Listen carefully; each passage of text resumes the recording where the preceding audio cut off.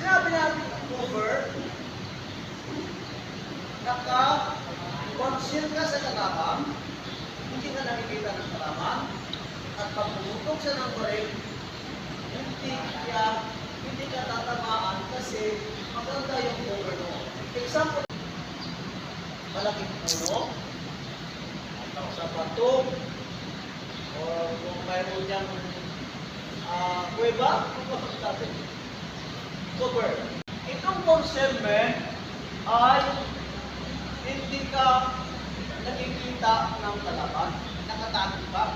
Pero pag sa inaputok ng baril,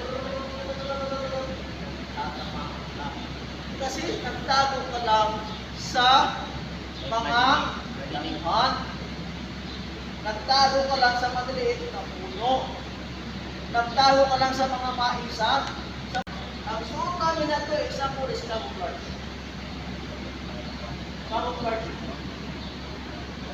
Na pag ito ay nandikit sa mga damuhan, doon sa gubat, hindi ito ma-identify yung kagat ng kalaban. Kasi ito ay nag-reflect sa mga damuhan.